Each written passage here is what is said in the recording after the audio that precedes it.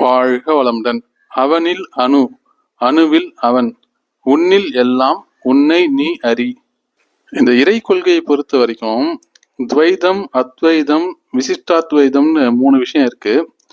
அதாவது ஜீவாத்மா பரமாத்மா என்று 2 விஷயம் இருக்கிறதுன்றது துவைதம் அப்படின்னு சொல்லுவாங்க.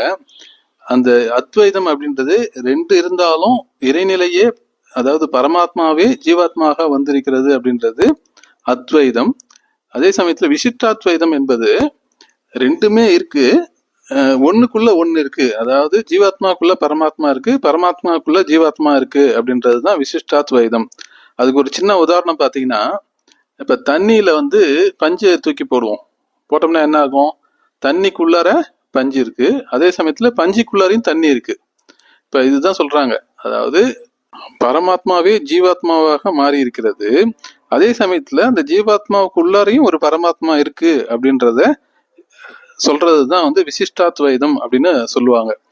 அப்ப நம்ம கடவுளே இறைநிலையே மனுஷனாக உருவெடுத்து வந்திருக்கிறதுன்றது உண்மைதான். அதே சமயத்துல இந்த மனிதனுக்குள்ளாரையும் ஒரு இறைநிலை இருக்கிறது. அந்த இறைநிலையை நாம் அனைவரும் உணர வேண்டும் என்பதுதான் இந்த இறை கொள்கையுடைய தத்துவம். இதுதான் மகரிஷி இதுல என்ன சொல்றாங்கன்னா, அவனில் அணு, அதாவது கடவுளத்தையும் அணுவால் ஆனதுதான்.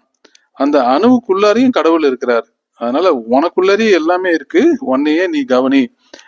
கடவுள் தேடி நம்ம வெளியில போகணுன்ற அவசியம் இல்லை, நம்மளுக்குள்ளாரே கடவுள் தன்மை இருக்கிறது. அந்த கடவுள் தன்மையை நாம் உணர்வதற்கு 3 தடைகள் இருக்கிறது. அந்த 3 தடைகளாக ஆணவம், கன்மம், மாயை என்று மும்மலங்களை பல மகான்களும் சொல்லி இருக்கிறார்கள். அந்த 3 களங்கங்களையும் கடந்து நாம் இறைவனை அடைய வேண்டும், இறைநிலையை நம்மளுக்குள்ளார இருக்கிறத உணர வேண்டும் என்பதை மகரிஷிகளும் மகான்களும் சித்தர்களும் நமக்கு வழிகாட்டி இருக்கிறார்கள். நன்றி. வாழ்க